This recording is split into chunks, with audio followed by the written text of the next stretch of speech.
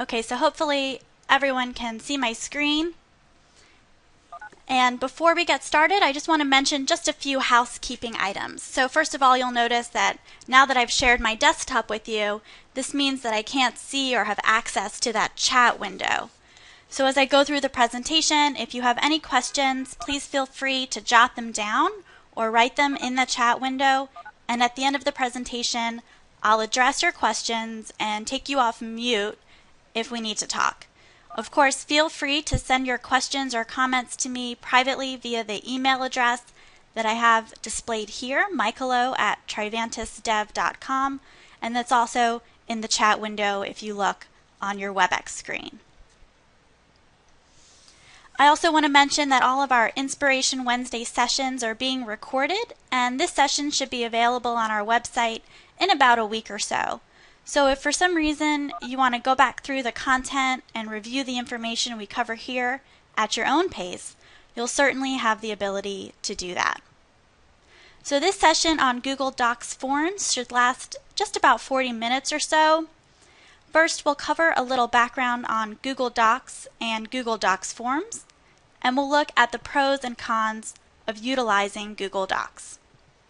Then I'll walk you through the steps to create a form, embed it in your Lectora or Snap published content, and then we'll look at some ways to view and analyze the data that's submitted via the form. Okay.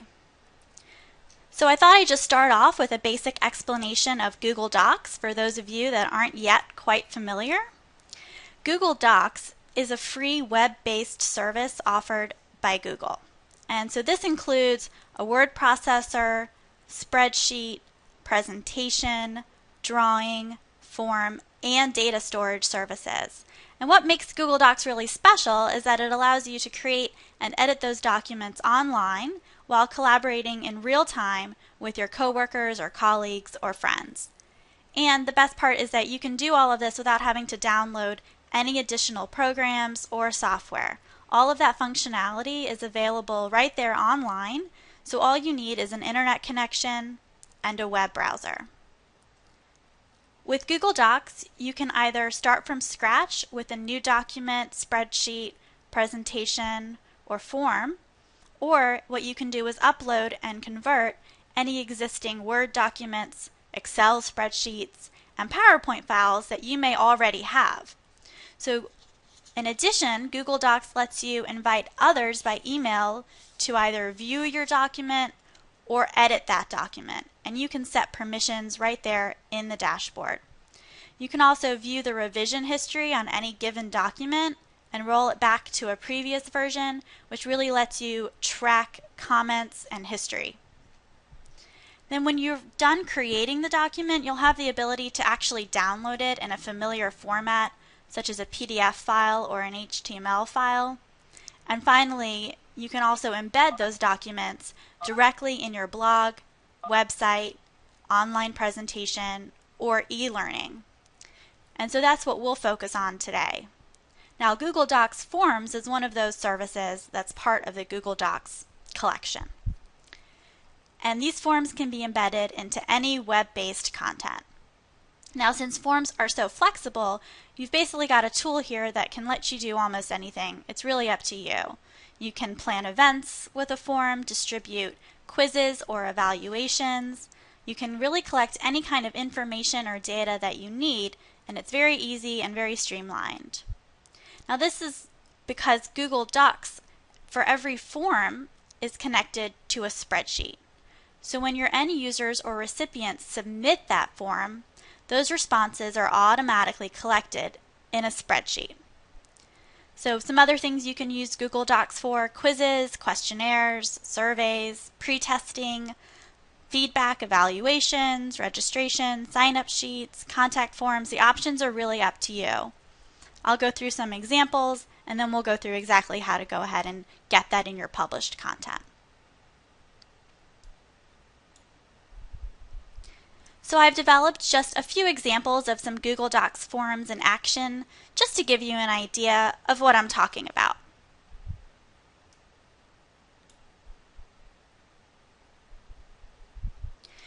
So here we have just a mock lesson evaluation form that you might want to distribute or provide to your students at the end of a modular course.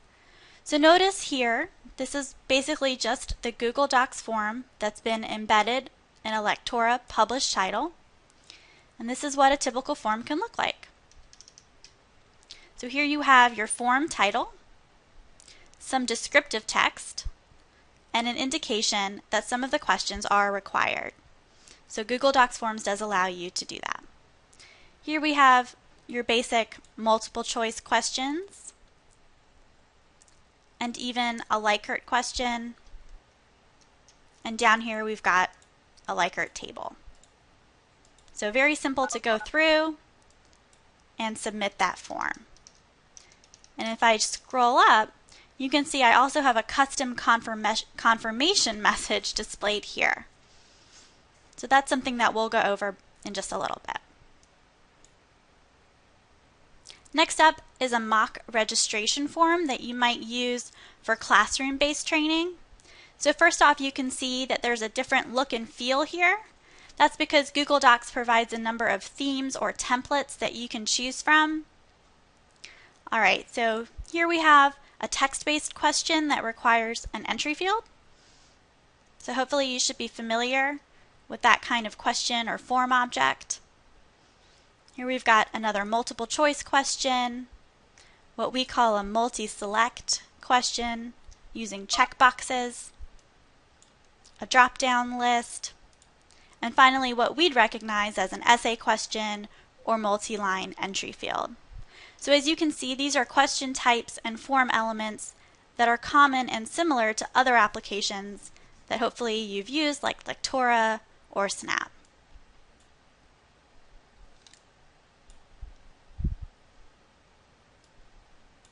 And just quickly, I'll just show you a Contact Us form that I just mocked up so you can see another example and template in action.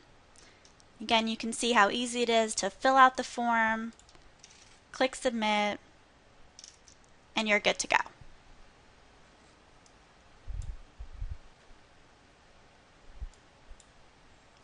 So now that we've seen a little of what Google Docs Forms can do, I just want to quickly go over some of the benefits and drawbacks associated with using this tool, just some things that you might want to consider. So first off, let's discuss the pros. All of the Google Docs tools are free to use, and virtually any number of end users can submit their responses. Second of all, forms are published in a way that are both mobile and tablet friendly, which is really great if you deliver your content in a mobile fashion. Google automatically collects your responses in that spreadsheet that we talked about so that you can easily sort or chart the information, and I'll show you how that works in just a little bit. And what I like is that you can receive a notification whenever a form is submitted, and these settings can be customized, and again I'll show you this feature. Also, as you've now seen, the form objects and question types should be familiar to you if you're a Lectora or Snap user and you've added a form, test question, or survey question. Forms are particularly powerful and useful if you don't have the option to store your content in a learning management system. The data is stored in one place for you to access and review really at any time. Of course, depending on your needs and limitations, you should consider some of these following items. First of all, creating a Google Docs form does require a Google account, so you would need to check with your supervisor or IT administrator to make sure that you have no issues accessing the site from your office or computer. And of course, the other side of that is that you'll need access to the internet to view the results. So again, if you're tied down by permissions or internet access by your company or department, this is definitely something to consider. If you have privacy and security concerns, you will need to consider that the results of the forms aren't going to be stored on your own server, but rather on what we call the cloud, which are Google's own remote servers. Now, you've seen what a basic form can do out of the box with those examples that I showed you, but to add any type of validation or further customization with fonts and colors, you will need some JavaScript or CSS knowledge, which unfortunately I don't have the ability to cover in this 1-hour session. But if you can get past those limitations, it's incredibly fast and easy to get started with Google Docs forms and a very powerful tool. So the way I see it, it's just 5 steps. First step, of course, is to create a Google account. And for those of you that don't already have one set up, I'll quickly just walk you through where to go and what to do in order to get started there. Now once we're signed into our account, it's very intuitive to create the form, and we'll go through all the options that you have. Step 3, when you've completed the form, again very simply, we'll just either add an external HTML object to your Lectora title or a web window to your Snap presentation, and it's just embedded right there in your content. And once you're ready to go and publish out, now it's time to distribute that form through your content to your end users, whomever's accessing that training or presentation or tutorial or evaluation. And here is where they'll fill it out and submit it. And finally, once that happens, you can log back into your Google account and open the corresponding spreadsheet to view and analyze the results. Okay, so as I said, step 1 is to make sure your account is all set up. So you can do this at accounts.google.com. And when you go to the site, this is just what the screen looks like. If you already have an account, you can enter in your user information and sign in. But if not, this is where you'll go ahead and say you want to sign up for a new account. And when you do that, this is just what the screen looks like. Just some very basic questions and answers. Takes just a few minutes to fill it out, click accept, and you're good to go. So signing up is pretty painless. That's really all there is to it. So we're signed in with our Google account. Now it's time to get started with the fun part, creating the form. So when you sign in, your dashboard is going to look something like this. And if you're used to sort of looking at your Gmail, all you would need to do is click this Documents link here up at the top. But if you want to go straight here, it's just docs.google.com. So once we're in our Documents screen, all you need to do is click Create New and select Form. And your browser will open a new window or tab that should look just like this. Alright, so let's go through and actually create a form together. Let's say for the purposes of this demonstration that we want our students to fill out a form before they take a course on Lectora. So we might want to know some information about them before the actual course takes place. So here you can see this is where you would enter in your form title. So let's just call it Pre-Lesson Evaluation. Great. Alright, so now we want to give this form a description. This gives our users an idea of what to expect, and if it's a long quiz or survey or form, you might want to indicate here how long you expect it should take to fill it out. So let's just say, please answer the questions below so we can get a better idea of your experience and expectations. Okay, so let's start with the questions. First off, let's say we want to get their name. So I'm going to hover over this question here. Any question that's currently being edited will be highlighted in this lovely peachy yellow color. So now I want you to note that there are 3 icons over on the right. The first is the pencil icon, which allows you to edit the question. Those interlocking squares indicate that you can duplicate the question. So if you have a complicated question or a form object, as you might want to call it, you can just copy and paste it right here. And then if you don't like what you've got, the trash can icon, that's where you'll go to delete it. So let's go ahead and edit this question. So let's ask for a first and last name.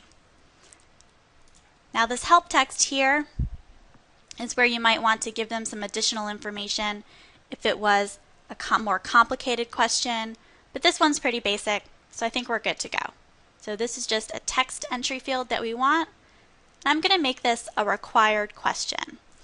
This way I can track all of the students and see who's actually submitted the form and who hasn't yet submitted it. Great, so now I'm done. That was very easy. Alright, so let's edit the second question. Here, I might want them to indicate their level of experience with Lectora, with the subject of the course. Maybe they're a beginner, an intermediate, or advanced. So since I expect them just to choose one option, I'll make it a multiple choice. So let me just ask them, what is your level of experience with Lectora? So here is where I'll determine that I want it to be a multiple choice question. And I can just enter my options here. Oops. Great. Alright, so to add any further questions or items, this is where you'll go to the Add Item menu in the upper left-hand corner. And from here, I'm going to add a checkbox question, which we might call a multi-select question. So I want to find out if my students have any accessibility issues that I should be aware of.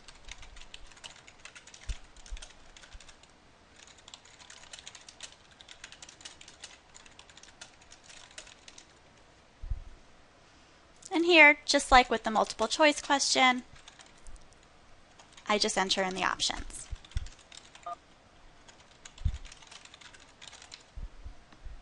And I'm done. Alright, so we've covered text, multiple choice, and checkboxes. Now let's ask our students to indicate how many years they've been using our software. So this time, we'll just use a drop-down. So we're going to select from the Add Item menu, choose from a list. Pretty self-explanatory.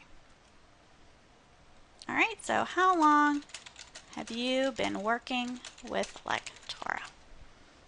And we'll just give them a few options.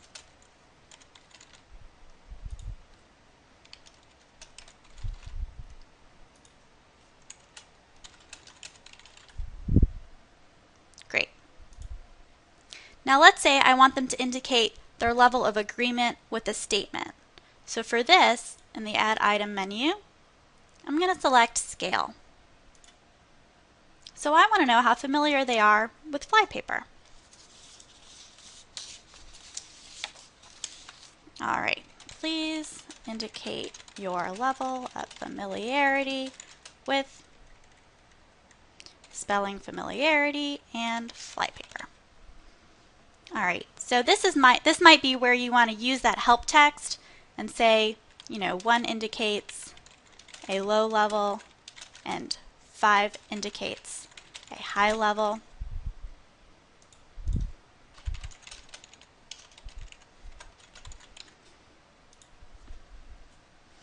Now, if you wanted them to create a Likert table as we know it in Lectora, Google Docs calls this a grid. So I'll quickly show you the interface for that. So let's just ask our students to indicate what they're eager to learn in this course.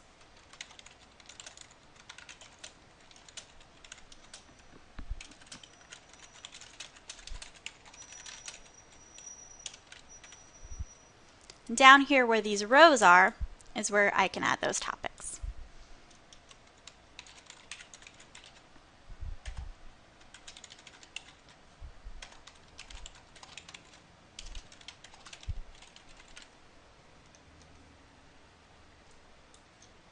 And when I click Done, this is what the table looks like.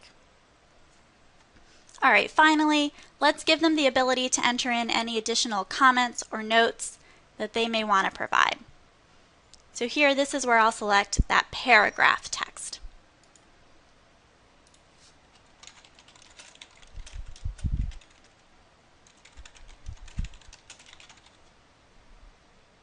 And I'm done. I've got all the question types. I think this is all the information that I'd like. Now, if you're unhappy with the order of questions, you can easily drag them around to move them. So let's say that we're good to go. The last piece of information that I want to customize is that confirmation message. And this is the text that appears when your user has submitted the form. So there is some default text, but you are of course free to change that.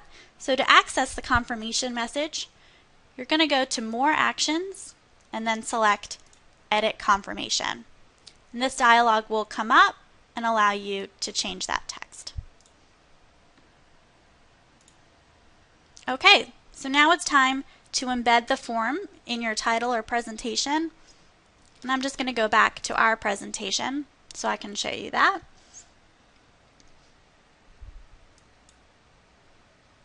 So again, this is just the window we were looking at. We're going to click the More Actions menu again, and this time I'm going to select Embed. And this will open another dialog with all of the correct code that you need already selected. And here's that same dialog again. Now, if you're using Lectora, all you need to do is copy exactly what's already selected, and in Lectora add an external HTML object and paste it right here. So you can see these are the same. All you need to do is add the object. The width and height are already specified in this code, so you just need to preview it in a browser and adjust as necessary. Make sure that the page is the right size and that it's on the correct position where you want it to go. That's all there is to it as far as embedding is concerned with Lectora. But if you're using Snap, then I want you to take a look at the dialog on the right over here. All we're going to copy here is that URL. So nothing that comes before it or anything that's after it that's outside of these quotes. So you can see we've just started with the HTTP here. Snap is just looking for that web address, whereas Lectora wants some more HTML to further define the size of the object, etc. So we would just add this web window in Snap and publish out.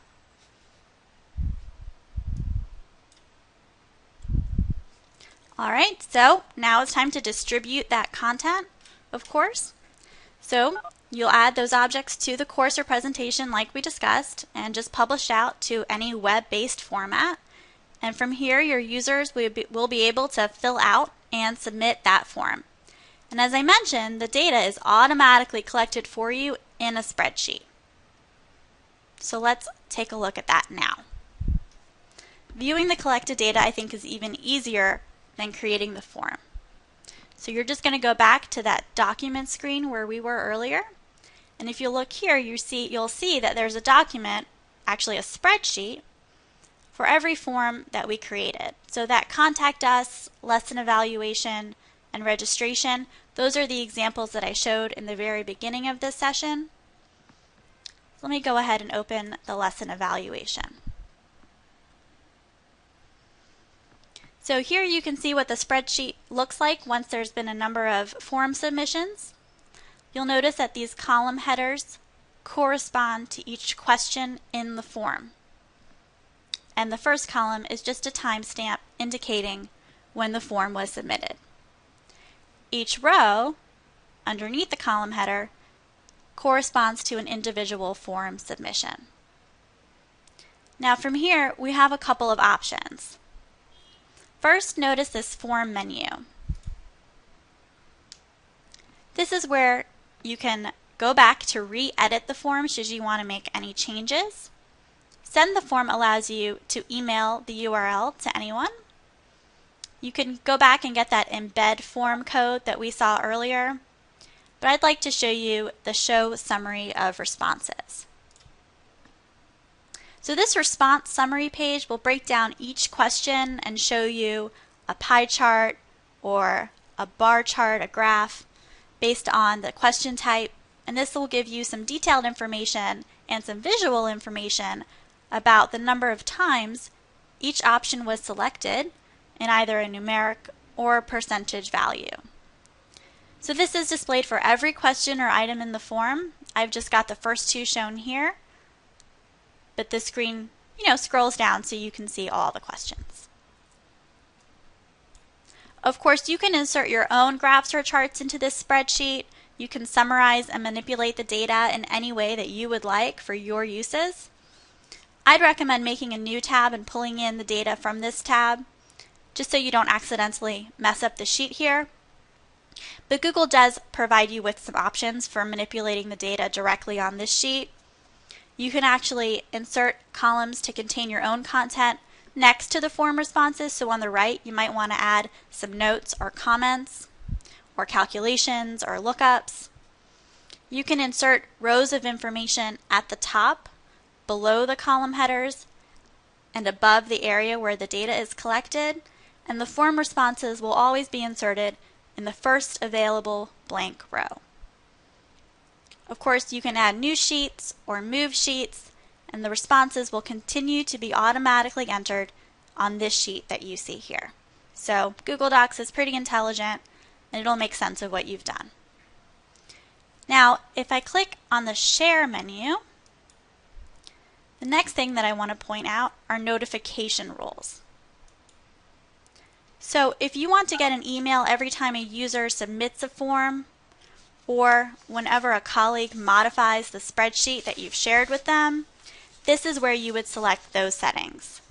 So you can choose to get an email each and every time a change is made, or get one email at the end of the day that lists out all of those updates. So you can see it's very easy to keep track of changes to your data and easy to get a quick summary of the information that's coming in.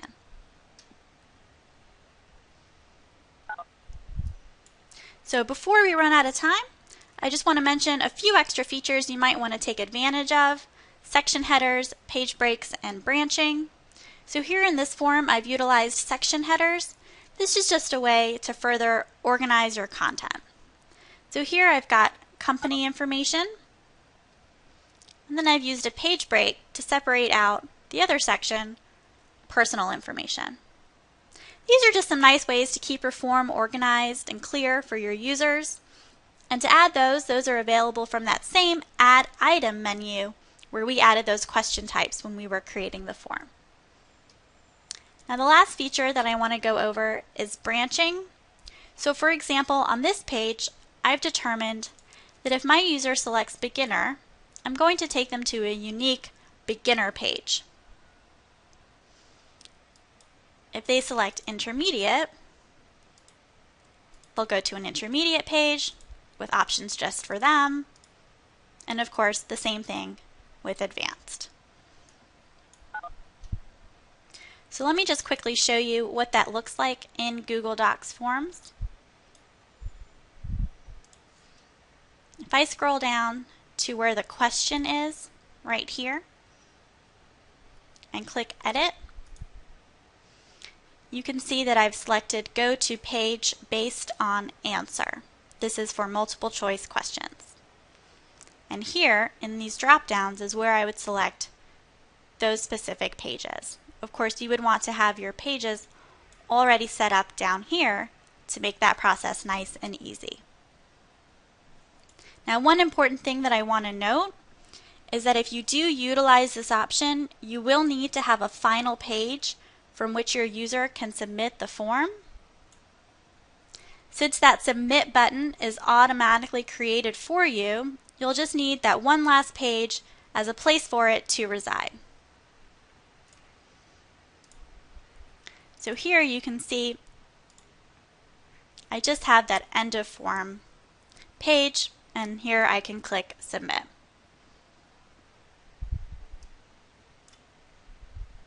Alright, so this is basically the end of my presentation.